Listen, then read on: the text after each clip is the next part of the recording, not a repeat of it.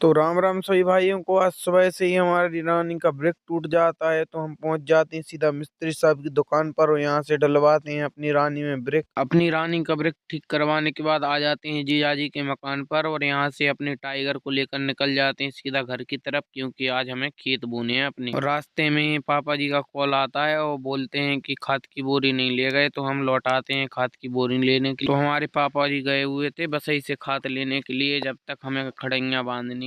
करीब आधे से 1 घंटे बाद आ जाते हैं हमारे पापा जी और हम खाद को लेकर आ जाते हैं घर पर। और यहाँ से हमें लादनी है गेहूँ। गेहूँ को लादने के बाद आ जाते हैं सीधा कुआं पर, और कुआं पर ट्रैक्टर आ जाने के बाद हमें करनी थी ये दोनों खेतों की सफाई, क्योंकि इसमें भी ट्रैक्टर चलना है आज। करीब आधे से 1 घंटे में हो जाती है दोनों खेतों की सफाई और फिर आ जाते हैं हम गेहूँ बोने के लिए। और गेहूँ बोने से पहले देखते हैं कि खेत में तो तार बहुत नीचे हैं, इसमें तो ट्रैक्टर फंस जाएगा, इसलिए हम तारों को ऊंचे कर देते हैं। तारों को टाइट कर ही रहे थे कि इतने में ही एक तार और टूट जाता है, तो हम उसको भी जोड़ देते, क्योंकि प्लास तो हम घर से लाए नहीं थे, इसलिए हम हाथ से ही जोड़ देते हैं उस तार को भी। और दोस्तों देखो, ये हमारा कुआं ये बहुत गहरा है। फिर आ जाते हैं हम अपने खेत में गेहूं बोने के लिए। तो थोड़ी हमने बो कर देखी तो हम बो नहीं पा रहे थे, इसलिए हमारे छोटे जीजा जी बोने लगते हैं गेहूं को। गेहूं बोने के बाद जिन खेतों की सफाई की थी हमने, उन दोनों खेतों को जोतने लगते हैं जीजा जी। और खेतों की जुताई करते करते रात हो जाती है। और इस ब्लॉग में इतना ही, मिलते हैं नेक्स्ट ब्लॉग में, तब तक के लिए बाय बाय दोस्तों।